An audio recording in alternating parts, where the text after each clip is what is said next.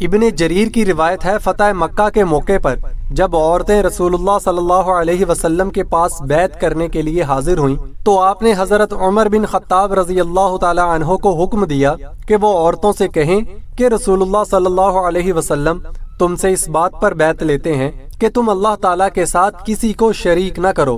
ان بیعت کے لیے آنے والوں میں حضرت حندہ بھی تھیں جو عتبہ بن ربیعہ کی بیٹی اور حضرت ابو سفیان کی بیوی تھیں۔ یہی تھیں جنہوں نے اپنے کفر کے زمانے میں حضور صلی اللہ علیہ وسلم کے چچا حضرت حمزہ رضی اللہ تعالی عنہ کا پیٹ چیر دیا تھا۔ اس وجہ سے یہ ان عورتوں میں ایسی حالت میں آئی تھی کہ انہیں کوئی پہچان نہ سکے۔ اس نے جب فرمان سنا تو کہنے لگی، میں کچھ کہنا چاہتی ہوں، لیکن اگر بولوں گی تو حضور صلی اللہ علیہ وسلم مجھے پہچان لیں گے، اور اگر پہچان لیں گے تو میرے قتل کا حکم دے دیں گے۔ میں اسی وجہ سے اس طرح آئی ہوں کہ پہچانی نہ جاؤں۔ مگر وہ عورتیں سب خاموش رہیں اور حندہ کی بات اپنی زبان سے کہنے سے انکار کر دیا۔ آخر انہی کو کہنا پڑا کہ ٹھیک ہے، جب شرک سے ممانت مردوں کو ہے تو عورتوں کو کیوں نہ ہوگی۔ حضور صلی اللہ علیہ وسلم نے ان کی طرف دیکھا لیکن آپ نے کچھ نہ فرمایا۔ پھر حضرت عمر رضی اللہ تعالی عنہ سے کہا، ان سے کہہ دو کہ دوسری بات یہ ہے کہ چوری نہ کریں۔ اس پر حندہ نے کہا، میں ابو سفیان کی معمولی سی چیز کبھی کبھی لے لیا کرتی ہوں، کیا یہ خبر بھی چوری میں داخل ہے یا نہیں، اور میرے لیے یہ حلال بھی ہے یا نہیں؟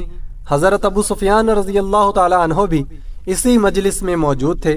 یہ سنتے ہی کہنے لگے، میرے گھر میں سے جو کچھ بھی تو نے لیا ہو، خواہ وہ خرچ میں آ گیا ہو یا اب بھی باقی ہو، وہ سب میں تیرے لیے حلال کرتا ہوں۔ اب تو نبی کریم صلی اللہ علیہ وسلم نے صاف پہچان لیا کہ یہ میرے چچا حضرت حمزہ رضی اللہ تعالی عنہ کی قاتلہ اور ان کے کلیجے کو چیرنے والی اور پھر اسے چبانے والی عورت حندہ ہے۔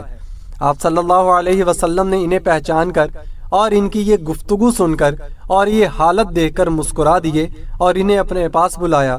انہوں نے آ کر حضور نبی کریم صلی اللہ علیہ وسلم سے معافی مانگی تو آپ صلی اللہ علیہ وسلم نے فرمایا، تم وہی حندہ ہو؟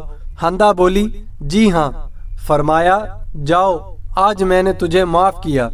میری اللہ تعالیٰ سے دعا ہے کہ اللہ تعالیٰ حضور نبی کریم صلی اللہ علیہ وسلم کی اس رحم دلی کے صدقے ہمیں نیک ہدایت نصیب فرمائے، آمین یا رب العالمین۔